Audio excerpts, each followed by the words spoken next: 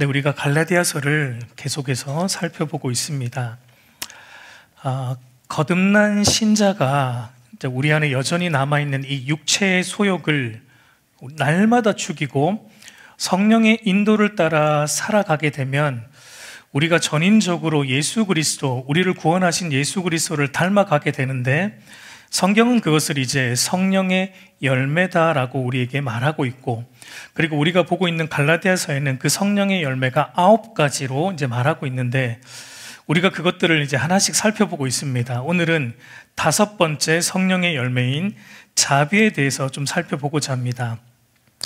이 자비라는 말은 헬라어로 보면은 크리스토테스라는 이 단어인데, 이 우리말로는 이게 한 단어로 정의가 굉장히 어려운 말이에요. 그러니까 이 말은 자비로도 번역이 되기도 하고, 친절로도 번역이 되기도 하고, 사랑으로도 번역이 되고, 긍휼로도, 그러니까 이와 비슷한 용어들로 다양하게 번역이 되는데, 그러니까 원래 히브리어 헤세드라는 단어의 번역어입니다. 헤세드는 언약에 근거한 하나님의 변함없는 사랑과 자비를 의미하는 말로, 하나님의 인자와 사랑의 성품을 묘사하는 성경의 아주 핵심적인 단어이죠. 이 헤세드라는 말이 담아내고 있는 하나님의 사랑, 하나님의 자비의 의미는 뭐냐면, 하나님께서 저와 여러분 우리를 변함없이 사랑하십니다. 근데 그 근거가 무엇이냐면 우리에게 있지 않다는 겁니다. 우리에게 있지 않고 하나님께서 우리를 변함없이, 우리가 어떠하든지 우리를 변함없이 사랑하시는데, 그 근거가 무엇이냐면 하나님께서 약속하셨기 때문이다라는 것이 헤세드가 담아내고 있는 의미입니다. 하나님이 우리를 사랑하시기로 약속하셨기 때문에 우리가 어떠하든지 하나님은 변함없이 우리를 사랑하신다라는 게 바로 이 자비, 헤세드가 담고 있는 말이에요. 여러분, 성경 전체가 그것을 우리에게 말해주고 있는데, 그런데 성경에서 가장 이 하나님의 헤세드를 잘 묘사하고 있는 성경이 있다면 아마도 호세아 성경이 아닌가라고 저는 생각이 듭니다. 여러분, 호세아 1장 2절을 보면은 하나님이 호세아 선지자에게 이런 말씀을 하세요. 우리 한번 같이 읽어볼까요? 여호와께서 처음 호세아에게 말씀하실 때 호세아에게 이르시되 너는 가서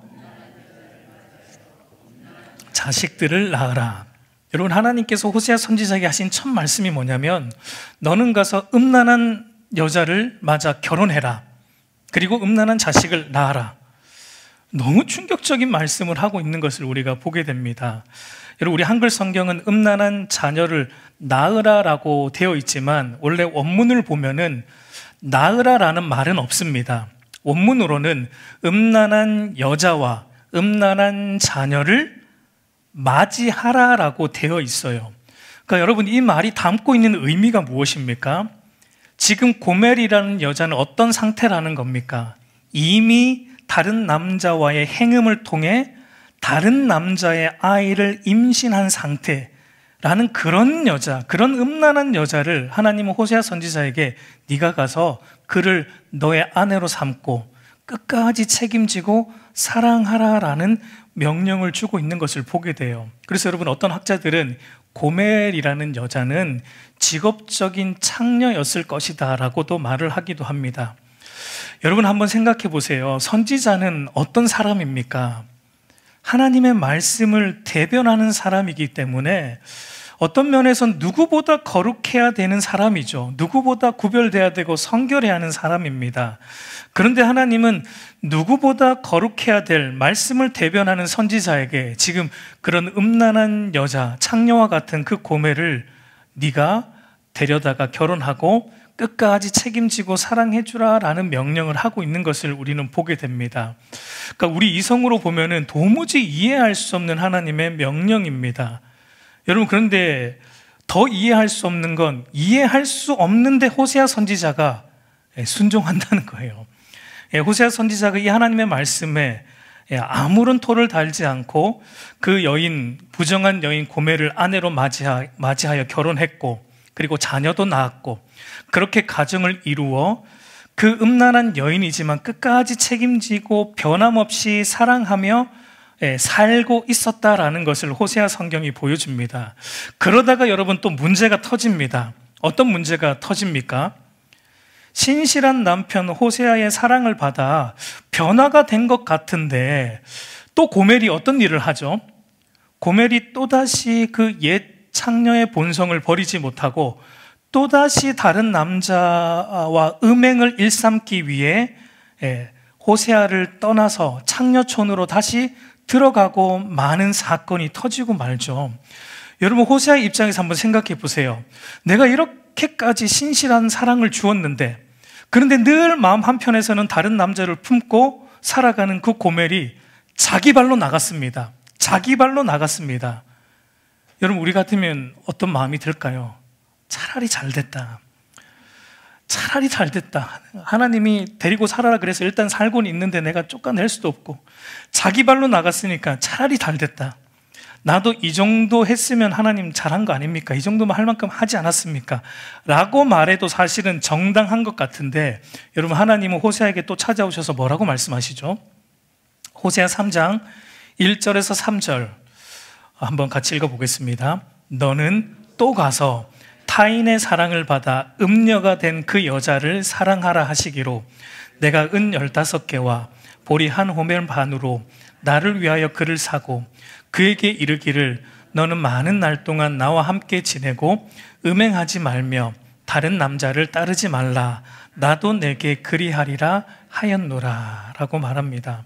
그러니까 하나님은 호세아 선지자에게 또 찾아오셔서 그 창녀촌에 떠나간 그 고멜을 네가 또 찾아가라. 찾아가서 그 고멜의 몸값을 지불하고 다시 집으로 데리고 와서 다른 남자에게 가지 말고 함께 살자고 잘 타일러서 끝까지 책임지고 또 사랑하고 또 아내로 맞아들이라라고 하나님은 말씀하고 있습니다. 여러분 하나님께서 호세아 선지자에게 이렇게까지 하시는 이유가 무엇입니까? 호세아 1장 2절 말미를 보면은 이 나라가 여호와를 떠나 크게 음란했다. 이스라엘 백성들이 여호와를 떠나 크게 음란했다라고 말씀하고 있고 호세아 3장 1절 전반부를 보면 여호와께서 내게 이르시되 이스라엘 자손이 다른 신을 섬기고 건포도 과자를 즐길지라도 여호와가 그들을 사랑하나니라고 말합니다. 그러니까 여러분 하나님께서 호세아 선지자에게 이렇게까지 하시는 데는 두 가지의 의도, 두 가지의 이유가 있는데 하나는 시도 때도 없이 다른 남자를 찾아가는 이 음란한 신부 고멜의 모습이 누구의 모습임을 보여주기 위함입니까? 바로 하나님을 떠나 자기 소견에 옳은 대로 살아가는 이스라엘의 부정한 모습임을 보여주기 위함이고 다른 하나는 그런 음란한 신부 고멜을 포기하지 않고 끝까지 책임지고 사랑하는 신실한 남편 호세아의 모습을 통해 하나님은 또 무엇을 보여주길 원하세요? 하나님의 사랑이 그와 같다라는 걸 보여주기 원하십니다. 하나님은 나를 떠난 너희들일지라도 포기하지 않고 또 찾아가고 그래서 또 내 신부 삼고 끝까지 책임지고 나는 너희들을 이렇게 사랑한다라는 하나님의 헤세드, 하나님의 자비하심을 보여주기 위해 하나님은 호세아 선지자의 삶을 그렇게 인도하고 계셨던 것을 우리가 보게 돼요. 여러분 이 그림이 궁극적으로 우리에게 보여주는 건 무엇입니까? 여러분 호세아의 이름의 뜻이 무엇입니까? 호세아라는 이름은 구원이라는 뜻이죠. 하나님은 구원이라는 의미를 가진 호세아를 음란한 신부 고멜에게 찾아가라 그러시고 그를 신부로 맞아 끝까지 책임지고 사랑하라라고 말씀하시듯이 여러분 이것을 통해 하나님이 궁극적으로 무엇을 보여주시냐면 하나님께서 구원이라는 이름을 가진 당신의 아들 예수 그리스도를 오늘 고멜과 같은 저와 여러분에게 보내주셔서 우리를 하나님을 떠나 부정함 가운데 있는 우리를 하나님의 거룩한 그리스도의 거룩한 신부로 삼아주시고 끝까지 우리를 책임지고 사랑하여 주신다라는 것을 바로 보여주고 있는 것이죠. 그래서 호세아 2장 19절 20절을 보면 이렇게 말합니다. 같이 읽겠습니다. 내가 내게 장가들어 영원히 살되 공의와 정의와 은총과 긍휼이 여김으로 내게 장가들어 진실함으로 내게 장가들리니 내가 여호와를 알리라. 여러분, 여기 보면은 내가 내게 장가들어라는 표현이 3번 반복되어 나옵니다. 그러니까 예수 그리스도가 우리의 언약의 신랑으로서 우리에게 오셔서 우리와 장가 드시겠다라는 것을 말하고 있는 것입니다. 언약의 남편이신 그리스도께서 부정한 신부인 우리에게 친히 찾아오셔서 우리를 먼저 사랑하여 주시고 우리를 친히 그리스도의 거룩한 신부 삼아 주시고 끝까지 책임지고 사랑하여 주실 것을 말씀하고 있는 거예요. 여러분, 고멜과 같은 우리에게는 하나님의 사랑을 받을 만한 자격과 조건이 아무리 눈 씻고 찾아봐도 조금도 없습니다. 우리에게는 그리스도의 신부가 될 자격과 조건이 아무리 눈 씻고 찾아봐도 조금도 없는데, 그런데 단지 하나님께서 우리를 그리스도의 신부로 선택하시고 사랑하시기로 마음 먹으셨기 때문에 우리를 그리스도의 거룩한 신부로 맞아주시고 끝까지 사랑하여 주시겠다라고 하나님 스스로 다짐하셨기 때문에 우리에게 그렇게 찾아오시고 우리를 신부 삼아주시고 끝까지 사랑하여 주신다라고 맹세하고 있는 거예요. 여러분, 이것이 바로 하나님의 헤세드입니다. 언약에 근거한, 하나님 자신의 맹세에 근거한 하나님의 자비하심, 그것이 하나님의 헤세드예요. 여러분, 그래서 구약 성경을 보면은, 구약 성경의 이스라엘 역사를 보면은 항상 2가지의 사이클이 동시에 흘러가고 있는 것을 우리가 볼 수 있습니다. 한쪽에서는 어떤 사이클이 열심히 흘러가죠. 한쪽에서는 남편이신 하나님에 대해서 정함이 없고 늘 자기 소견에 옳은 대로 살고자 하는 이스라엘의 이 부정함, 이스라엘의 불순종의 사이클이 한쪽에서는 열심히 흘러가고 있습니다. 근데 여러분, 그 또 다른 한쪽에서는 또 어떤 사이클이 열심히 흘러갑니까? 그런 부정함과 불순종으로 일관하는 이스라엘 백성들일지라도 하나님께서 내가 너희의 하나님이 되고 나는 너희는 내 백성이 되게 하시겠다라고 약속하셨기 때문에 이 언약의 근거에서 이스라엘을 끝까지 붙들어 주시고 끝까지 자비하심으로 인도하여 주시는 이 하나님의 자비와 이 하나님의 사랑의 사이클이 또 다른 한쪽에서 열심히 흘러가고 있는 것을 우리가 성경을 보면은 보게 되는 거예요. 근데 여러분, 이 2 사이클은 저와 여러분의 삶에도 동일하게 흘러가고 있습니다. 여러분, 우리의 삶도 한번 보세요. 한쪽에서는 지금 저와 여러분이 열심히 뭘 하고 있습니까?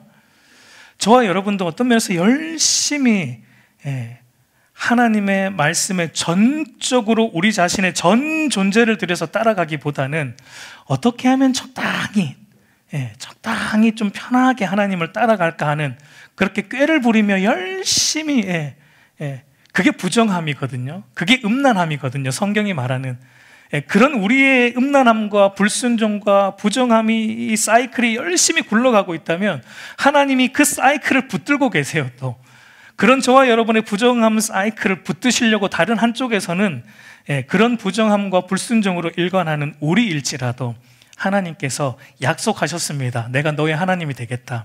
그리스도 안에서 내가 너의 하나님이 되겠다. 너는 내 백성이 되게 하리라 라고 그리스도 안에서 언약하셨기 때문에 이 언약의 근거에서 저와 여러분이 하나님의 구원의 레일에서 이탈하지 않도록 우리를 끝까지 붙드시고 끝까지 신실하게 인도하시는 이 하나님의 자비의 사이클이 저와 여러분의 인생에도 열심히 흘러가고 있는 것을 보게 됩니다. 여러분, 이 둘 중에 어느 사이클이 결국은 이길까요? 당연하죠. 내 뜻대로 살고자 하는 우리의 부정함의 사이클보다 우리를 하나님의 뜻대로 살아가게 하시는 하나님의 자비와 은혜의 사이클이 결국은 이깁니다, 여러분. 여기에 우리 모든 소망이 있어요. 그리스도 안에서 우리를 하나님의 거룩한 신부 삼아주시고 우리를 끝까지 사랑과 자비로 인도하여 주시는 이 하나님의 헤세드, 여기에 우리의 모든 소망이 있습니다. 그리고 여러분, 하나님께서 언약하셨기 때문에 부정함과 불순종으로 살아가는 이스라엘과 오늘 우리를 포기하지 않고 끝까지 또 변함없이 사랑과 자비로 인도하여 주시는 이 하나님의 헤세드를 아주 드라마틱하게 보여주는 또 다른 곳이 있다면 어디일까요? 많이 있지만 제가 생각하기에는 창세기 15장이다라고 생각이 됩니다. 여러분, 창세기 15장을 보면 하나님과 이스라엘 백성들의 시조인 아브라함이 언약을 맺는 영광스러운 광경을 우리가 보게 되죠. 우리가 오전 예배 때 보았지만 우리 창세기 15장 9절 10절을 우리 한번 같이 읽어보겠습니다. 여호와께서 그에게 이르시되 나를 위하여 3년 된 암소와 3년 된 암염소와 3년 된 순양과 산비둘기와 집비둘기 새끼를 가져올지니라. 아브라함이 그 모든 것을 가져다가 그 중간을 쪼개고 그 쪼갠 것을 마주 대하여 놓고, 우리가 이 부분에 대해서 이미 보았지만 여러분 다시 한번 좀 되짚어 보면 이 그림은 아브라함 당시에 고대 근동 지방의 언약 체결식의 모습을 하나님이 그대로 가져오셔서 아브라함과 언약을 맺는 장면이죠. 그래서 고대 근동 지방의 언약 체결식이 보통 어떻게 진행이 되었냐면 이렇게 동물을 반으로 쪼개어 놓고 서로 쪼개어서 서로 마주보게 두고, 그리고 그 사이를 계약의 당사자들이, 피가 철철 흐르는 쪼개진 동물 사이를 계약의 당사자들이 지나가면서 서로 맹세하죠. 약속을, 우리가 서로 맺은 언약을 지킬 것을 맹세하죠. 근데 왜 그렇게 쪼개어진 동물 사이를 지나가면서 맹세합니까? 그 이유가 무엇이었죠? 우리가 이 계약을 지키지 않으면 어떻게 된다는 것을 맹세하기 위해서, 우리가 이 계약을 지키지 않으면 이렇게 쪼개어진 동물처럼 우리도 죽을 것이다 라는 것을 엄중하게 맹세하기 위해서 피가 철철 흐르는 그 쪼개어진 짐승 사이를 지나가며 맹세하는 것이었죠. 이 계약을 지키지 않을 때 물어야 될 페널티는 나의 죽음이다라는 것을 맹세하는 의미가 바로 이 의식 속에 있다라는 것을 우리가 보았습니다. 여러분, 그런데 창세기 15장에서 우리가 보았듯이 중요한 것은 누가 지나갑니까? 창세기 15장 17절을 보면 해가 져서 어두울 때 연기 나는 화로가 보이며 타는 횃불이 쪼갠 고기 사이로 지나더라. 여러분, 원래대로라면 쪼갠 짐승 사이를 아브라함이 지나가야 정상이죠. 아브라함이 지나가면서 생명을 걸고 맹세하는 것이 정상인데, 놀랍게도 아브라함이 지나가지 않고 타는 횃불, 하나님의 임재, 하나님께서 친히 쪼개어진 짐승 사이를 지나가시는 것을 보여주십니다. 여러분, 이것을 통해 하나님이 아브라함에게 무엇을 말씀하셨던 것입니까? 아브라함과 맺은 이 언약에 대해서 누가 책임진다는 거예요? 하나님께서 전적으로 책임지시겠다라는 것을 이 언약 체결식으로 보여주신 겁니다. 만약에 아브라함이 이 언약에 대해서 어기면 어떻게 하시겠다는 겁니까? 그 책임을 누구에게 물으시겠다는 겁니까? 아브라함에게 묻지 않고 아브라함이 어겨도 누구에게 책임을 지시겠다라고 하는 것입니까? 하나님 당신께서 아브라함이 어겨도 하나님이 그 언약에 대한 모든 페널티를 물을 것이다 라는 것으로 하나님께서 쪼개어진 짐승 사이를 지나가셨던 것을 우리가 보았습니다. 근데 여러분, 우리는 다 알아요. 아브라함과 그의 후손들인 이스라엘 백성들이 이 언약에 대해 어떠했습니까? 지켰습니까? 지키지 못했어요. 불성실했고 어겼습니다. 그리고 여러분, 저와 여러분의 모습은 어떻습니까? 우리도 하나님의 언약에 대해서 늘 불성실하죠. 신실하지 못합니다. 다 어겼습니다. 정상적인 결과라면 하나님과의 언약을 어긴 이스라엘과 오늘 저와 여러분이 쪼개어져야 됩니다. 짐승처럼 쪼개어져야 되는 게 마땅한 결과입니다. 그런데 여러분, 우리가 성경을 통해 보게 되는 결과가 무엇입니까? 누가 쪼개어지셨습니까? 이스라엘에 불순종했는데, 오늘 저와 여러분이 불순종했는데 누가 대신 쪼개어지셨어요? 하나님께서 쪼개온 짐승 사이를 지나가신 것처럼 하나님이 쪼개지셨잖아요. 하나님이 인간의 몸을 입고 이 땅에 오셔서 우리를 대신하여 십자가에 달리심으로 우리의 죄에 대한 결과로 쪼개어지신 것을 우리가 보고 있습니다. 여러분, 하나님께서 왜 그렇게 하십니까? 하나님께서 그렇게 하시기로 약속하셨기 때문입니다.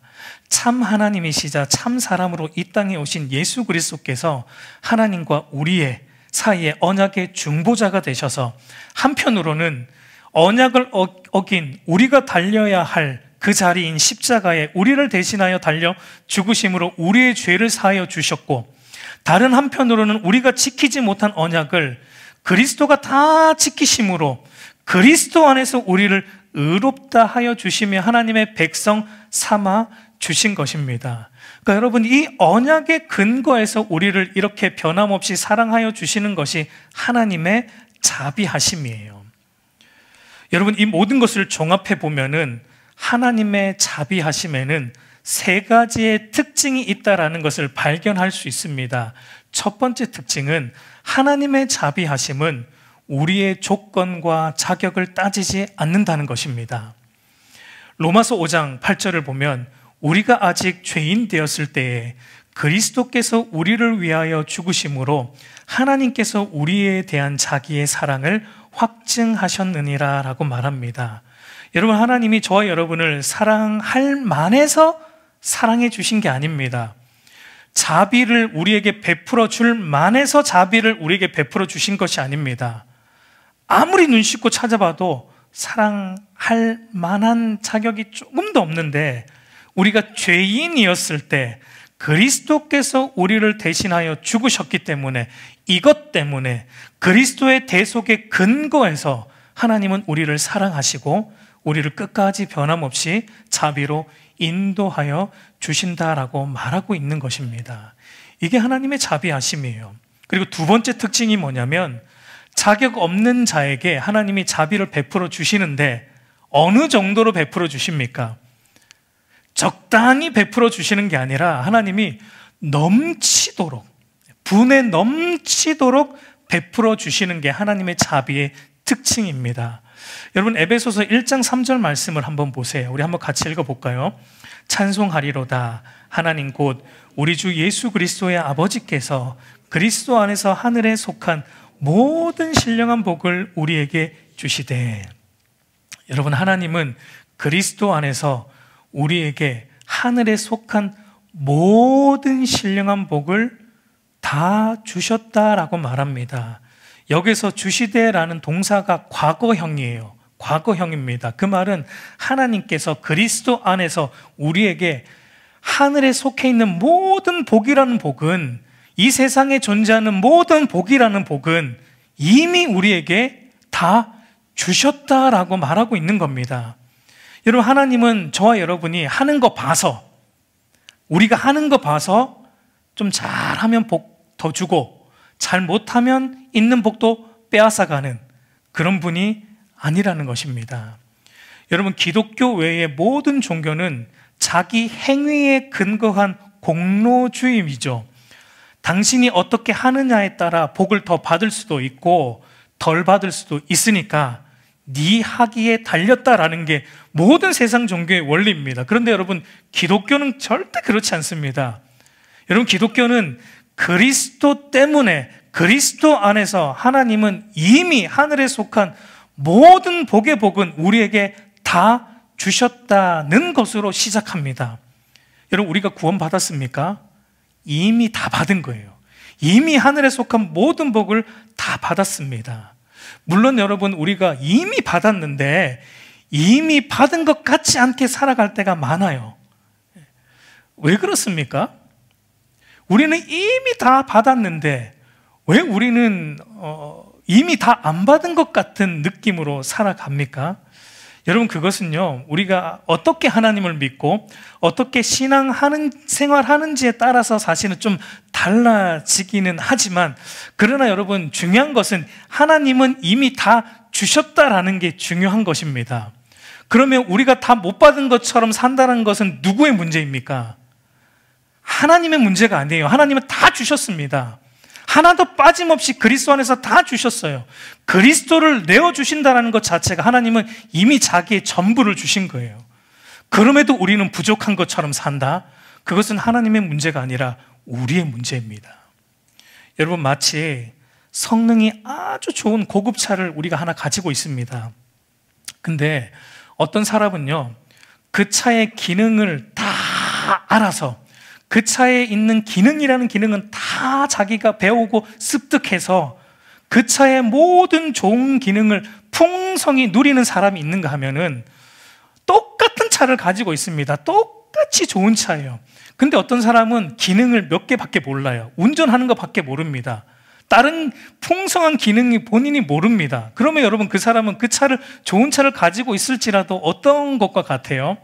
그 차의 모든 좋은 것은 누리지는 못하는 겁니다. 가지고 있는 건 똑같아요. 그러나 모든 좋은 기능들을 다 누리지 못하듯이 여러분, 하나님은 저와 여러분에게 그리스도 안에서 다 주셨어요. 근데 우리가 누리지 못한다? 우리가 하나님이 주신 모든 복에 대해서 우리가 모르기 때문이에요. 우리가 그 하나님을 잘 모르기 때문에, 그 하나님과 인격적으로 친밀한 교제 안에 우리가 거하지 않기 때문에 우리에게 다 주셨는데도 우리는 조금만 누리고 있는 것과 같습니다. 그러니까 여러분, 우리가 하나님을 아는 만큼 누릴 수 있습니다. 내가 하나님을 이만큼 알잖아요. 이만큼 하나님을 누리는 거예요. 내가 하나님을 이 정도밖에 모릅니까? 평생 신앙생활해도 이 정도만 신앙의 값짐을 누리면서 살아갈 수밖에 없는 거예요. 그래서 우리가 하나님과 그리스도를 아는 일과 믿는 일에 힘써야 하는 이유가 거기에 있습니다. 하나님은 이미 다 주셨어요.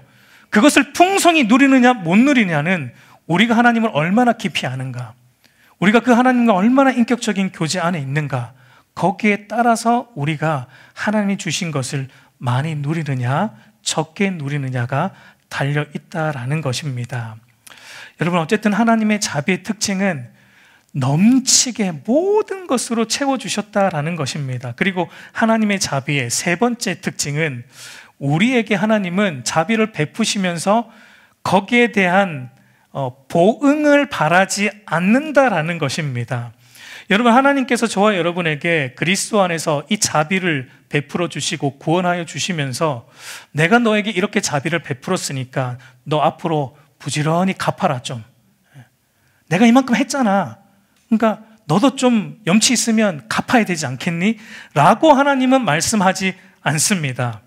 여러분, 하나님은 우리를 값없이 자비를 베풀어 주셔서 구원하셨을 뿐만 아니라 구원받은 이후에도 우리에게 어떻게 하시냐면 값없이 자비를 끊임없이 하나님의 자비를 우리의 삶 가운데 베풀어 주신다라는 겁니다.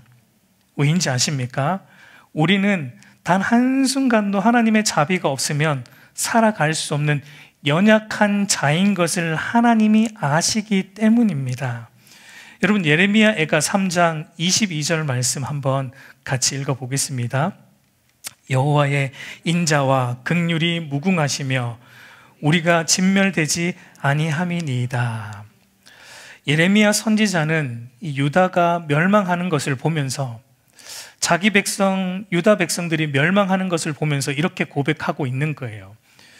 지금 멸망하고 있습니다. 진멸되고 있는데, 그러나 이 예레미야가 고백하는 것은 여호와의 인자와 긍휼이 무궁하시기 때문에 완전히 진멸되지는 않을 것이다 라고 고백하고 있어요. 저와 여러분이 오늘도 은혜 가운데 살아갈 수 있는 이유는 우리를 향한 하나님의 인자와 긍휼이 끝이 없고 무궁하시기 때문입니다. 그래서 여러분, 우리가 주를 위해 열심을 내는 것은 하나님의 자비를 갚기 위함이 아니에요. 끝이 없고 무궁한 하나님의 자비하심을 여러분, 우리가 갚는다고 한들 무엇으로 갚을 수 있습니까? 우리가 주를 위해 아무리 큰 일을 한들, 아무리 많은 것을 한들, 여러분, 그 하나님의 자비하심에 뭐 조금이라도 보탬이 됩니까? 조금도 되지 않아요. 우리가 주를 위해 열심을 내는 것은 우리를 향한 끝이 없고 무궁한 주의 자비하심이 우리를 가만 놔두지 않기 때문이에요. 마치 여러분, 다윗이 여호와의 법궤가 예루살렘으로 들어올 때 여러분, 다윗이 어떻게 했죠? 여호와의 법궤, 하나님의 통치, 하나님의 임재, 그 예루살렘 안으로 하나님의 통치가 들어오고 하나님의 임재가 들어오고 하나님의 다스림이 임하는 것을, 다윗이 법궤가 들어오는 것을 보면서 다윗이 어떻게 하죠? 너무 감격해서 어떻게 합니까? 가만히 있을 수가 없었어요. 그래서 그가 왕의 체면도 버리고 어떻게 하죠? 미친 듯이 춤을 추잖아요. 왕의 체면도 다 버리고 미친 듯이 감격하여 춤을 추듯이 여러분, 저와 여러분들 같은 자격 없는 죄인, 늘 불순종의 사이클을 열심히 돌리고 있는 저와 여러분을 끝까지 포기하지 않고 사랑하시는 이 하나님의 무궁한 자비하심을 경험한 그의 백성, 그리스도인은 가만히 있을 수 없습니다. 가만히 있을 수 없어요. 예배하지 않을 수가 없습니다. 주를 위해 내 전생애를 들여서 헌신하지 않을 수가 없습니다. 여러분, 그런 게 없습니까? 그러면 고민하셔야 돼요. 고민하셔야 돼요. 내가 정말 하나님의 자비하심을 경험했는가를 우리는 경험해 봐야 돼요. 하나님의 자비하심이 우리에게 임하면 가만히 있을 수가 없습니다. 여러분, 우리가 하나님 말씀에 순종하는 것은 자비하심, 하나님의 자비하심에 대한 자연스러운 반응으로 나타나는 것입니다. 여러분, 그렇다면 그리스도 안에 나타난 이 하나님의 끝이 없고 무궁한 자비하심으로 인해 구원받은 이제 신자들, 우리 그리스도인들은 이제 어떻게 살아가는 것이 마땅하다라는 것입니까? 우리도 이제 이런 하나님의 자비하심을 받았다면 다른 이들에게 상대의 자격과 조건에 근거하지 않고 자비를 베푸는 것이 마땅하다. 왜냐하면 모든 사람들은 하나님의 형상으로 창조된 동등한 존재이기 때문에 자격과 조건을 따져서 자비를 베푸는 게 아니라 모든 이들에게 동일한 사랑과 자비를 베풀며 살아야 되는 것이 그리스도인의 자비의 모습이다라는 것입니다. 그리고 우리가 그들에게 자비를 베풀 때 어떻게 베풀어야 됩니까? 어느 정도 베풀라는 것입니까? 적당히 베푸는 게 아니라 내가 할 수 있는 최선을 다해서 그에게 자비를 베풀어야 하는 것이 마땅하다는 겁니다. 그리고 또 어떻게 해요? 나에게 돌아올 좋은 평판과 내가 어떤 대가를 바라고 자비를 베푸는 게 아니라 나에게 아무런 이득이 돌아오지 않을지라도, 어쩌면 내가 손해보는 일이 있다 할지라도 자비가 필요한 자라면 마땅히 자비를 베푸는 것이 그리스도인으로서 하나님의 자비를 경험한 신자가 다른 이들에게 베풀어야 하는 성령의 열매로서 신자의 삶에 나타나는 자비의 모습이다라는 것을 말하고 있습니다. 여러분, 사실 세상에 일반적으로 베푸는 자비와 친절에는 조건이 있어요.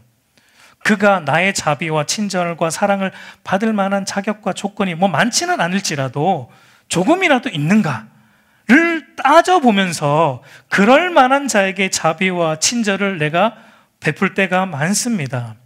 또는 여러분, 우리는 저 사람에게 이런 친절과 자비를 베풀면 나에게 어떤 좋은 평판이 돌아올까, 나에게 어떤 이득이 돌아올까를 또 우리는 고려하면서 그런 것이 올 때 친절과 자비를 베풀 때도 많습니다. 여러분, 세상의 일반적인 자비와 친절을 베풀 때는 그런 것들이 많아요.